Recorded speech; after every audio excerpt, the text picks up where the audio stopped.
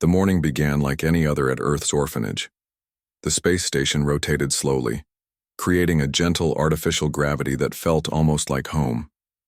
Outside the reinforced windows, stars twinkled against the black canvas of space. The station floated in neutral territory, a symbol of peace and cooperation between humanity and the 7 other spacefaring civilizations they had encountered over the last century. John Carter walked through the main corridor, nodding at the children who passed by. Some looked human, with 2 arms, 2 legs, and faces with familiar features. Others had blue skin, extra limbs, or eyes that could see spectrums humans could only dream about. John didn't care where they came from. Here they were all just children who needed care. "Good morning, Mr. Carter," said a young Peloran girl with silvery skin. Her name was Tix, and she had arrived 3 months ago after her parents' ship was lost in an asteroid field. "Good morning, Tix. Ready for class today?" John asked with a smile. "Yes, sir. We're learning about Earth oceans." Her eyes lit up with excitement. The orphanage housed over 300 children from across the galaxy. Some were permanent residents, while others stayed until relatives could be located. The facility had been John's idea after retiring from the Earth Defense Force 10 years ago. He had seen enough conflict and wanted to build something that brought species together rather than drove them apart. In the medical bay, Lisa Wright reviewed her morning reports. She had been the head doctor for 5 years, specializing in multi-species medicine. The job was challenging but rewarding. Today seemed routine: a few cases of common illness, 1 broken bone, from a Phyrexian child who forgot humans couldn't play as roughly as his species, and scheduled checkups. Lisa glanced up as the facility shook slightly. "That's odd," she muttered. They rarely felt vibrations from passing ships. She tapped her comm unit. "William, are we expecting any deliveries today?" William Boyd's voice came through clearly from communications.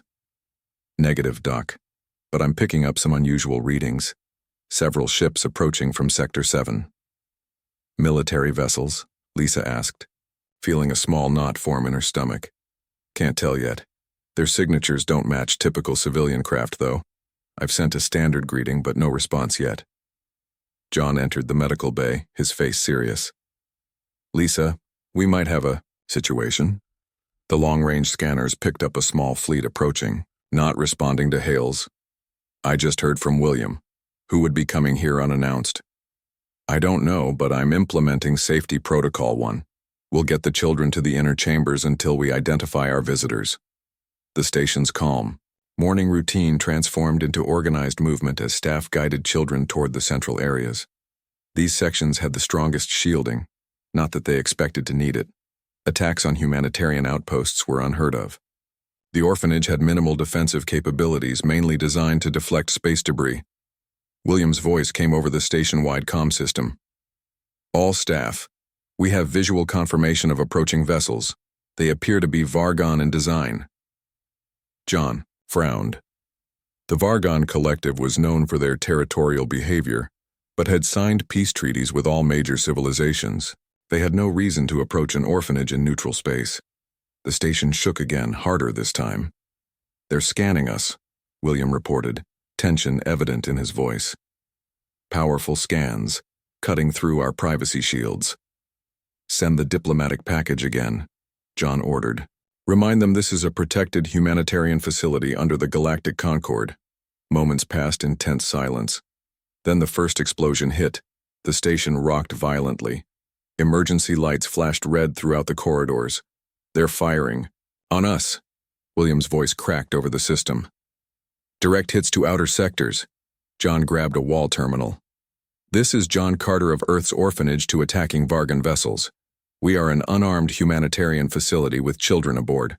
Cease fire immediately." The only response was another barrage that sent tremors through the station's frame. Lisa was already moving, directing her medical team to grab emergency kits. "We need to get to the children." John ran toward the command center, passing staff, members helping injured children. The smell of electrical fires filled the air. The station's automatic systems were deploying fire suppressants, but damage was spreading too quickly. He burst into the command center to find William frantically working at the communications array. I've triggered the distress beacon, William said without looking up. Trying to get a tight beam message to the nearest Earth outpost. Another hit rocked the station. A support beam crashed down nearby. They're targeting our life support systems, one of the technicians shouted. Oxygen levels dropping in sections 3 through 7. John felt cold anger rise within him. William, can you get visual on the attackers? Working on it. There.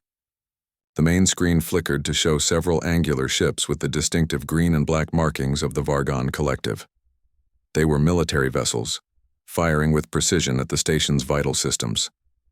Record everything, John ordered. Make sure the universe sees what they're doing here today. William nodded grimly, his fingers flying over the console.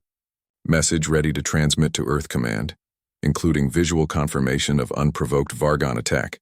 Send it. Now. The station shook again, more violently than before. Warning lights flashed across every console. Structural integrity failing. In multiple sections, the computer announced in its calm voice. Evacuation advised. How many escape pods do we have functional? John asked. 6. William replied after checking his screen. Maybe enough for 60 children if we packed them tight. John nodded. Start the evacuation. Priority to the youngest. Lisa's voice came through on the comm. John, we've got wounded here. Many. Children are trapped in the dormitory section. The corridors are blocked. Before John could answer, the biggest hit yet struck the station. The lights went out completely before emergency power kicked in. Hull breach in sections 8 through 12, the computer reported. Catastrophic failure imminent. William looked up from his console, face pale. Message sent. Earth knows what happened here. The final barrage hit with devastating force. As systems failed around them, William managed to capture one last image. A Vargon command ship moving into position for the killing blow. On Earth, at United Space Command headquarters, the message arrived 18 minutes later. The room fell, silent as military officers watched the brutal destruction of Earth's orphanage. Admiral Susan Miller stood motionless, watching the final moments of the transmission. When it ended, she turned to her staff, her voice like ice. Get me the president immediately. Across Earth, the news spread like wildfire. An unprovoked attack, hundreds of innocent children lost. The Vargon had bombed Earth's orphanage, and humanity would never be the same again. The United Nations Space Command headquarters buzzed with activity. Officers moved with purpose through the massive underground complex beneath New Geneva. Screens displayed the same horrifying footage on repeat. Earth's orphanage breaking apart, under Vargon weapons fire, escape pods desperately launching only to be shot down moments later. Admiral Susan Miller stood at the head of the emergency council table. Her gray hair was pulled back tightly, and her uniform was perfect despite being called in at 3 a.m. Her face showed no emotion, but her eyes burned with barely controlled fury. 342 children confirmed dead, she said. 17, different species.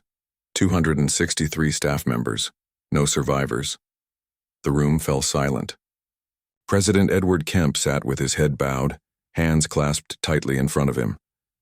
And we're certain it was the Vargon? He asked, though everyone had seen the footage. Yes, Mr. President, Susan replied.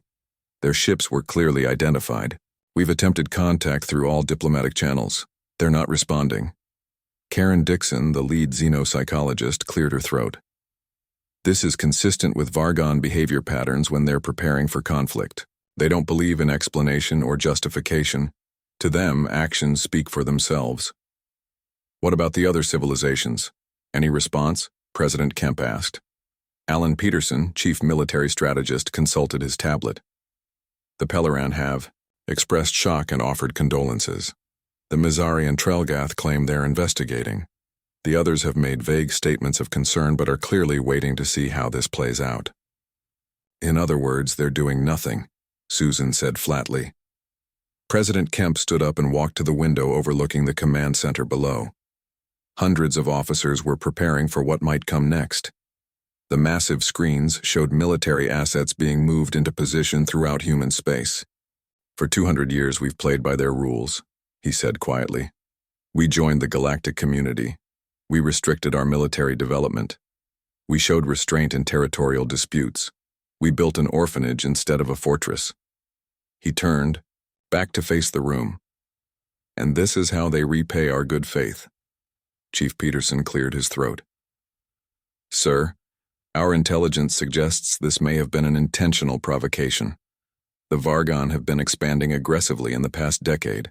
They may believe we won't respond with full force due to our reputation. Reputation? Susan asked. As soft, diplomatic, unwilling to engage in prolonged conflict, Peterson explained. The other species view our humanitarian efforts as signs of weakness. President Kemp returned to his seat. They don't understand us at all, do they? Karen Dixon shook her head. No, sir. None of them grasp the human capacity for vengeance. In their species, aggression is either immediate or non-existent. The concept of cold, calculated retribution is uniquely human among known civilizations. The president nodded slowly. Then perhaps it's time they learned. He pressed a button on the table. Bring in the military council. The doors opened, and 12 high-ranking officers from various branches of Earth's military forces entered. They took their seats silently, faces grim. Ladies and gentlemen, President Kemp began, for the first time in the history of humanity's presence among the stars, I am activating protocol, retribution. There was a sharp intake of breath around the room. Protocol. Retribution had been created 50 years ago but never implemented. It was the plan for total war, the complete mobilization of human military capability with no diplomatic constraints. The Vargon have committed an atrocity against not just humanity, but children of all peaceful species, the president continued. They attacked a defenseless humanitarian outpost with no provocation or warning. This cannot stand. He looked at each face around the table. I will address humanity within the hour. By this time tomorrow, I want every shipyard working at maximum capacity, every reserve called up, every mothballed warship recommissioned. Susan Miller nodded. We've already begun preliminary preparations, sir. Operation Retribution can be fully implemented within 72 hours. Make it 48, the president said. Chief Peterson pulled up a holographic display of known Vargon territories. Their military assets are concentrated here, here, and here, he said, highlighting several star systems. Their home world is heavily defended, but they've spread themselves thin with recent expansions. Their first mistake was attacking children, Susan said coldly. Their second was not understanding who they were provoking. Karen Dixon stood and approached the display. We should expect them to seek allies once they realize our response scale. They'll claim the orphanage was a military installation or intelligence-gathering facility. We'll broadcast the truth, President Kemp said. Every moment of the attack, every child's face, every species will know exactly what happened. The meeting continued for another hour, laying plans that would forever change humanity's place in the galaxy. When they finished, President Kemp went directly to the broadcast center. The biggest address in human history waited for no one. Across Earth and human colonies, regular broadcasts were interrupted. The presidential seal appeared momentarily before President Kemp's face filled screens everywhere. Citizens of Earth and her colonies, he began solemnly. I speak to you today with grave news.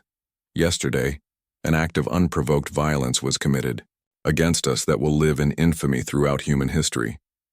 The footage played, Earth's orphanage under attack, children from multiple species running in terror, the station breaking apart.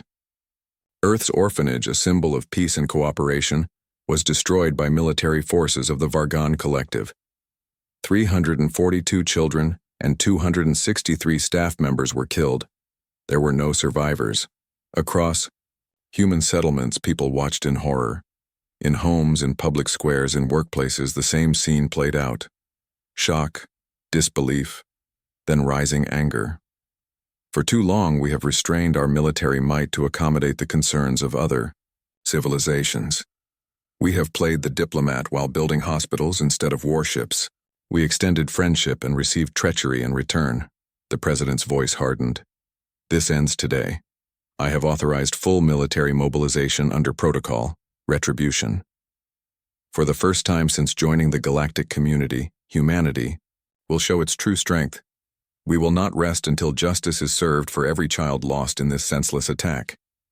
In shipyards across the solar system, mothballed warships began powering up. Dormant defense platforms initiated activation sequences. Manufacturing centers began converting to military production. Reserve soldiers received their call-up notices. To our so-called allies who now stand silent, remember this moment. Remember that when children were murdered, you did nothing. Remember that when humanity brings justice, we stood alone. President Kemp leaned forward, his eyes burning with the collective rage of billions of humans. And to the Vargon Collective, hear this. You have awakened something you do not understand. You believe you know humanity. You do not. What comes next is of your own making. As the address ended, humans everywhere moved with newfound purpose. The divisions that typically separated humanity, politics, geography, old grudges, melted away in the face of a common enemy. The human war machine, dormant for generations, awakened, and the galaxy would never be the same. 1 week after the destruction of Earth's orphanage, the largest human fleet ever assembled moved silently through deep space. 47 warships, previously hidden in reserve, formed the main battle group. Their hulls were dark gray, absorbing rather than reflecting light. At their center flew the massive carrier Vengeance, a ship so large it had its own internal manufacturing facilities. Fleet Commander Patricia Ryan stood on the bridge of the Vengeance, watching as her ships moved into formation. She had been pulled from retirement for this mission. At 62, she had more combat experience than any other living human commander. She had hoped never to use those skills again. Status report, she ordered quietly. All ships report ready, Commander, her first officer replied. Weapon systems fully charged. Stealth systems operating at peak efficiency. Patricia nodded. And the Vargon? Still no indication they've detected us. Their border outpost remains at normal alert status. Patricia studied the tactical display. The Vargon outpost Krell 9 was their first target. It served as a forward military base for Vargon operations in this sector. Intelligence suggested it housed 3,000 Vargon personnel and 20 smaller attack vessels. Launch recon drones, Patricia ordered. I want full scans of their defensive capabilities. Lieutenant Gregory Simmons supervised the drone launch from his station. At 34, he was one of the youngest officers on the bridge, but his skills in stealth reconnaissance were unmatched. Drones away, he reported, maintaining full stealth protocols. First data packets incoming. The bridge crew watched in silence as the outpost schematics appeared on their screens. The Vargon defenses were substantial, but designed primarily to repel attacks from other known species. They had no experience with human military tactics or technology. Patricia touched her comm badge. Engineering status of the Thanatos Protocol? Nancy Collins, lead engineer, replied immediately. Ready for deployment, Commander. All safeguards removed as ordered. The system is eager. The Thanatos Protocol was a weapon system developed by humanity decades ago but never deployed. It used targeted electromagnetic pulses to disable enemy systems without destroying physical structures. The technology had been deemed too aggressive for peacetime use and kept secret from other civilizations. Patricia addressed her crew. In 15 minutes, we will commence the first human military operation against the Vargon Collective. Our mission is clear. Complete neutralization of their outpost with minimal casualties. We are not murderers like they are. She paused, making eye contact with key officers. But make no mistake, this is just the beginning. Today we show them that humanity has teeth, and we know how to use them. The human fleet moved into attack position, maintaining stealth until the last possible moment. When they were 3 light minutes from the outpost, Patricia gave the order. Disengage stealth systems, full power to shields, launch fighters, deploy the Thanatos Protocol. The fleet shimmered into visibility as stealth fields dropped. Fighters poured from the Vengeance's launch bays. A focused beam of energy, invisible to the naked eye, shot from the flagship toward the Vargon outpost. On the Vargon outpost, alarms blared as human ships suddenly appeared on their sensors. The Vargon commander barely had time to order defensive measures before the Thanatos protocol hit. Every electronic system in the outpost went dead. Lights, weapons, communications, life support, all disabled in an instant. The human fighters swarmed around the now helpless outpost, targeting weapon emplacements and hangar bays with surgical precision. The larger ships moved into position, surrounding the outpost completely. "Open a channel," Patricia ordered. Gregory worked his console. "Channel open, Commander. This is Fleet Commander Patricia Ryan of the United Earth Fleet to Vargon Outpost Krell 9. Your systems have been temporarily disabled. Your weapons are offline. You have two options: surrender immediately or be destroyed. You have 3 minutes to decide." The Vargon were bewildered. Their intelligence had suggested humans were weak, unwilling to engage in direct conflict. Nothing had prepared them for this level of technological superiority or tactical precision. After 2 minutes and 40 seconds, the Vargon commander responded. "This is Sub-Commander Zrek of Outpost Krell 9. We surrender." Patricia's expression remained cold. "Wise choice. Prepare to be boarded. Any resistance will be met with lethal force." Major Daniel Harrison led the boarding parties. His Marines moved with practiced efficiency through the disabled outpost. The Vargon soldiers, accustomed to being the aggressors, found themselves completely outmatched. Within an hour, the entire outpost was under human control without a single shot fired. Daniel reported back to the flagship. "Outpost secured, Commander. 3,200 Vargon personnel in custody. All data systems captured intact." Patricia nodded. "Begin data extraction immediately.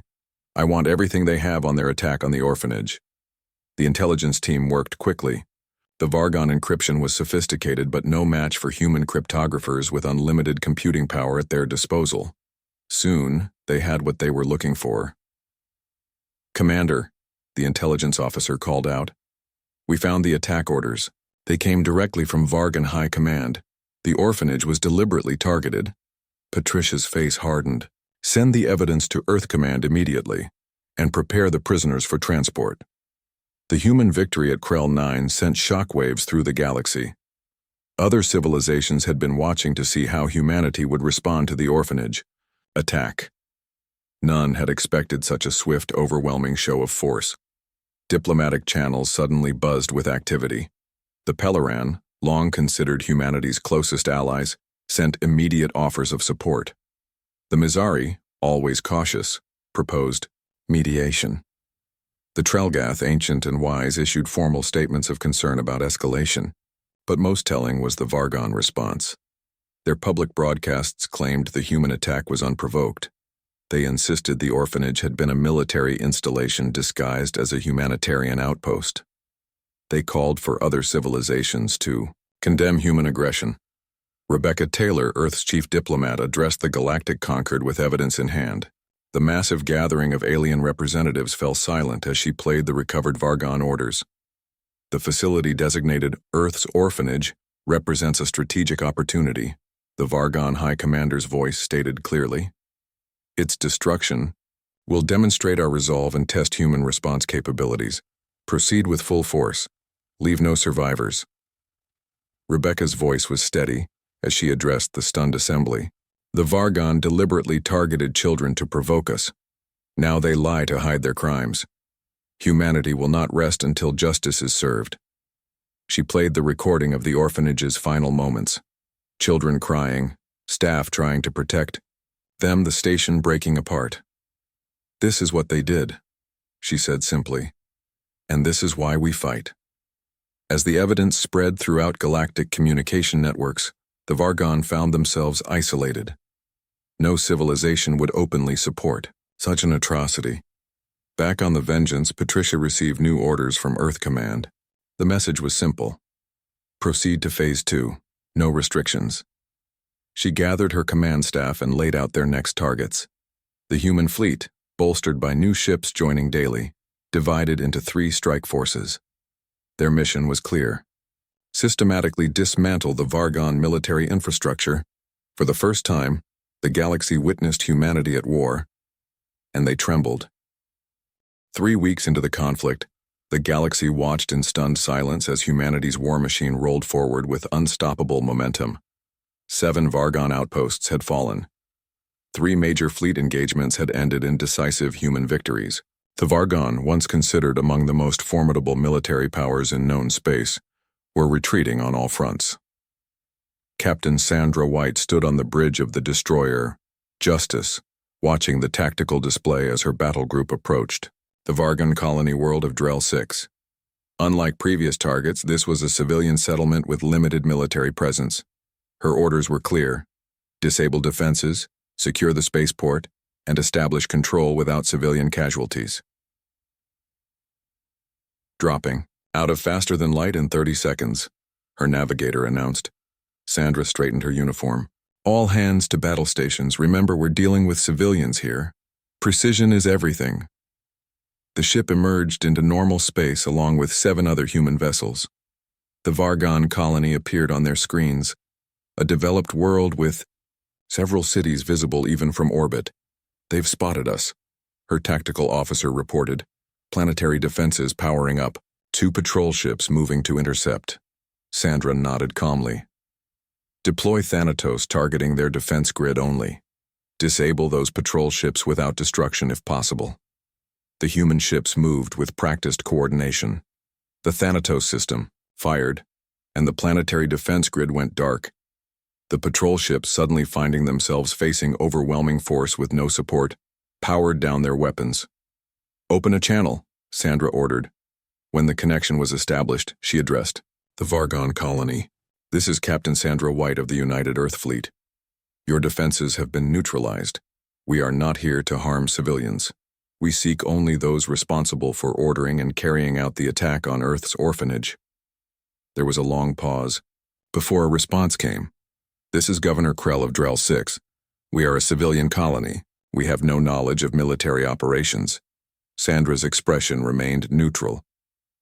Governor, 3 weeks ago your forces destroyed a facility housing over 300 children. Pearl Harbor, the Alamo, Earth's orphanage. These names mean nothing to you, but they mean everything to us. History has taught humans to remember our dead, she continued. We will land troops at your main spaceport. You will provide all information regarding your military chain of command. Cooperate, and no civilian will be harmed. Resist, and you will see what humanity is truly capable of. As the human forces secured the colony, something unexpected happened. Science Officer Frank Johnson, analyzing data from the colony's communications array, made a discovery.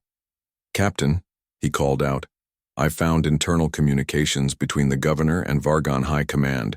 It appears there was significant disagreement about the attack on the orphanage. Sandra moved to his station. Explain. Frank pointed to the decoded messages. The attack wasn't authorized by their full leadership. It was orchestrated by a radical faction led by War Commander Vizikal. Many in their leadership were apparently opposed to targeting civilians, especially children. This information changed everything. Sandra immediately relayed the findings to Fleet Command and ultimately to Earth. Within hours, she had new orders. Find evidence to identify those directly responsible. Lieutenant Paul Davis led a specialized team into the colony's central data repository. Vargon record-keeping was meticulous, and with the Governor's reluctant cooperation, they soon had what they needed. We've confirmed it, Paul reported to Sandra.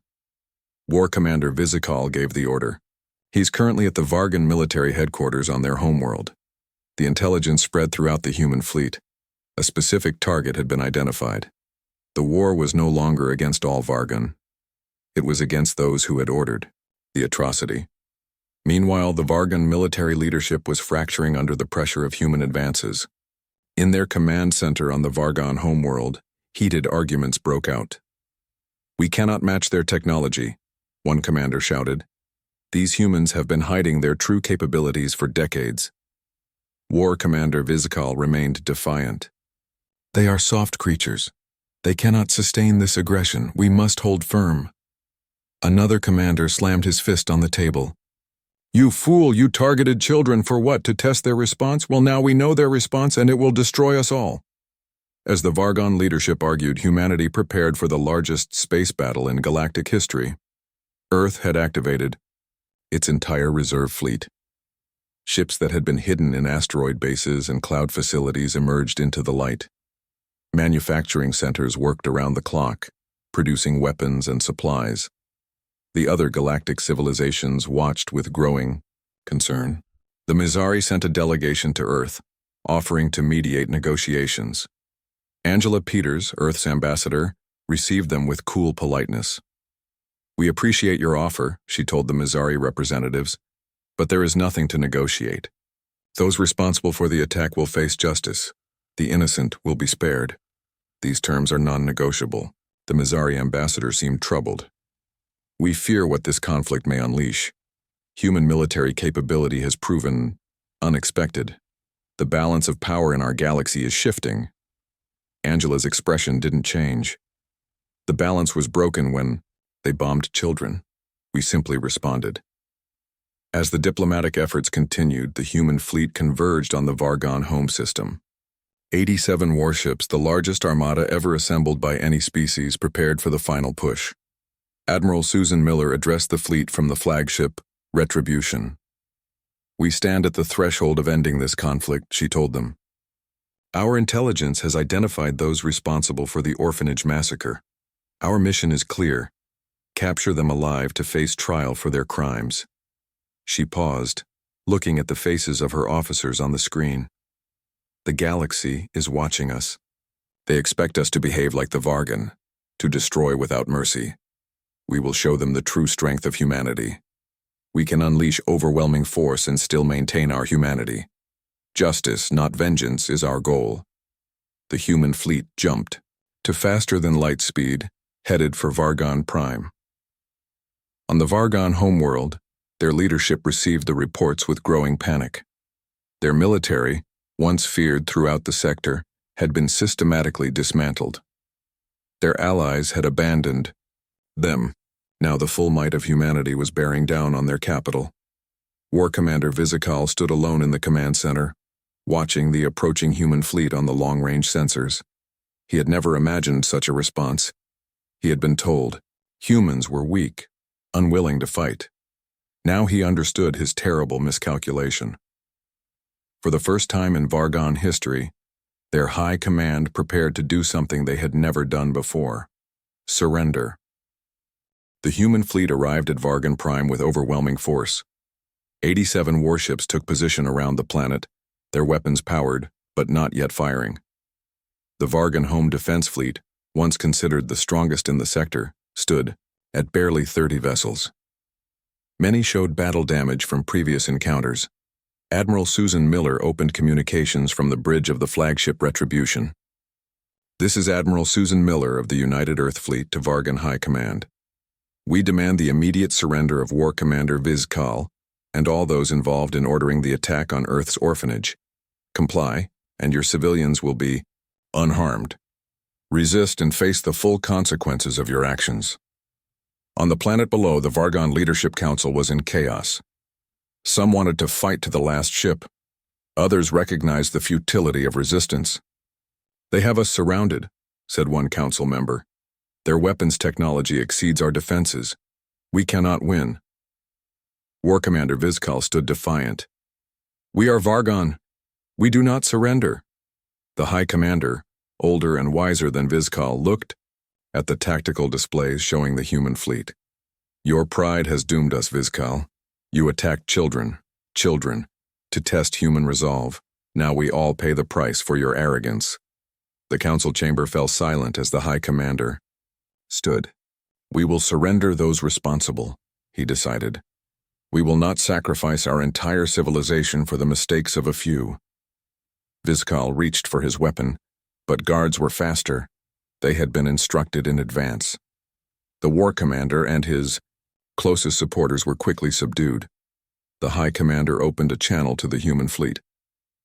"This is High Commander Kelvor of the Vargon Collective. We accept your terms. Those responsible for the attack on your orphanage will be handed over immediately. Colonel Eric Thompson led the landing party to the Vargan capital. His Marines moved with practiced efficiency, securing the landing zone and establishing a perimeter. The Vargan population watched in fearful silence as human forces entered their capital city for the first time in history. Eric stood tall as the Vargan prisoners were brought forward. War Commander Vizcal and 12 other high-ranking officers were placed in restraints. They looked smaller than Eric had imagined, their arrogance diminished by defeat. War Commander Vizcal, Eric said formally, by the authority of United Earth Government, you are under arrest for the murder of 342 children and 263 staff members of Earth's Orphanage. You will be transported to Earth to stand trial for these crimes. Vizcal spat on the ground. We do not recognize your authority. Eric's expression remained neutral. Your recognition is not required. Your compliance is. The prisoners were loaded onto transport ships. As they departed, Eric addressed the Vargan High Commander. A formal peace treaty will be presented within the week. Your military restrictions will be severe but fair. Civilian governance will remain your own. High Commander Kelvor bowed his head slightly. We underestimated humanity. We were told you were weak, unwilling to fight. A common misconception, Eric replied. Humans prefer peace, but when provoked, especially through the harming of our children, we are capable of more than you can imagine. News of the Vargan surrender spread quickly throughout the galaxy. The other civilizations watched in amazement as humanity, once considered a minor power, brought one of the most aggressive species to its knees in just over a month. On Earth, the trials began 2 weeks later. The orbital courtroom was constructed specifically for this purpose, allowing representatives from all galactic civilizations to attend and observe human justice. Judge Mary Wilson presided over the proceedings. With quiet dignity, at 74 she had spent her life in pursuit of justice. This would be her final and most important case. War Commander Vizcal and co-conspirators, she addressed the defendants, you stand accused of deliberately targeting a civilian, humanitarian facility housing children of multiple species. How do you plead? Vizcal remained defiant. We do not recognize this court's authority. So noted, Judge Wilson replied calmly. The evidence will speak for itself. The trial lasted 2 weeks. The evidence was overwhelming. Communication logs, attack orders, and testimony from other Vargan officials. Throughout the proceedings, the court displayed images of each child lost in the attack, their names read into the record. When the verdict came, it surprised many of the watching alien delegates. The defendants were found guilty, but not sentenced to death. Instead, they received life imprisonment with no possibility of release.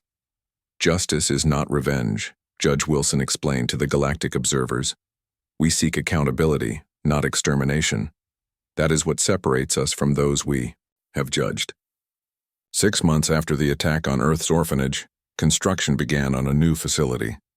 This one was larger, with enhanced defenses disguised within its structure. Chief Architect Kevin Lee presented the plans to a mixed group of human and alien officials. The new orphanage will house twice as many children, he explained.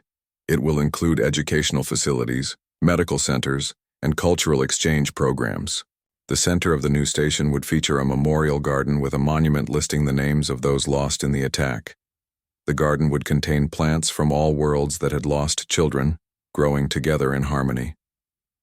As construction proceeded, something unexpected happened. Families from across the galaxy, including Vargan civilians who opposed their military's actions, began sending support. Some offered to adopt orphaned children of other species. Others volunteered their time and resources to help with the new facility.